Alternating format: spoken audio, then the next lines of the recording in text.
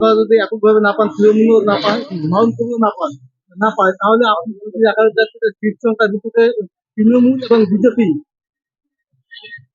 গঠবন্ধন করে আসতে পারে, এক্ষেত্রে আপনি কি করবেন? না, এটা সবই আইডিয়া বা ধারণা।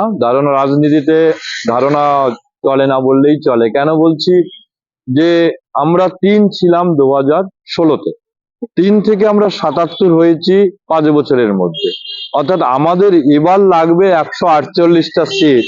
তা আমরা সেখানে টার্গেট করেছি এই মুহূর্তে পশ্চিমবাংলার যা সিচুয়েশন এবং তৃণমূলের যা অপশাসন এবং তৃণমূল বিরোধী যে অবস্থা তৈরি হয়েছে, তাতে আমরা 200-র কাছাকাছি সিট অবশ্যই পাবো।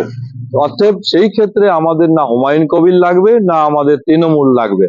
যার যার রাজনৈতিক পরিচর্যা থেকে বা আলোচনা থেকে সে তার মতো করে বলতে পারে, কিন্তু এটা বাস্তব যে এবার বিজেপি বা ভারতীয় জনতা পার্টি পশ্চিমবাংলার সিংহাসনে বসছে এবং ব্যাপক সংখ্যাগরিষ্ঠতা নিয়ে, এটুকু আমরা বলতে পারি। শ্রীলঙ্কা থেকে বাংলাদেশ, বাংলাদেশ থেকে নেপাল, নেপাল থেকে ভেনেজুয়েলা, এখন ইরানের পরিস্থিতি আহ, বলা হচ্ছে যে ঘন্টা খানেক কিংবা 24 ঘন্টার মধ্যে সেখানে পরিবর্তন হবে এবং ভারতবর্ষের দিকেও এই পরিস্থিতি ধেয়ে আসছে। 50 থেকে 500% শিক্ষা হয়। বর্তমান এই একবিংশ এবং দ্বাদশ শতাব্দীতে যে পরিস্থিতি, ডোনাল্ড ট্রাম্প ভাবছে যে সেই আগের বিংশ শতাব্দীর যে পরিস্থিতি, সেই পরিস্থিতির ভারত বর্তমানে আছে এবং ইনি এটাও ভাবছেন যে কংগ্রেস শাসিত ভারতবর্ষ আছে বা মনমোহন সিং এর ভারতবর্ষ আছে, কিন্তু উনি সেইভাবে পর্যালোচনাটা করেননি। যার জন্য এই ভাবনা চিন্তা করছেন। যেসব রাষ্ট্রগুলোর নাম বললেন, এরা প্রত্যেকটাই দুর্বল রাষ্ট্র এবং উন্নততর রাষ্ট্র, ডেভেলপিং কান্ট্রি। কিন্তু এই মুহূর্তে ভারতবর্ষের যশস্বী প্রধানমন্ত্রী নরেন্দ্র দাস মোদী, উনি শাসন করছেন এবং দেশটাকে চালাচ্ছেন।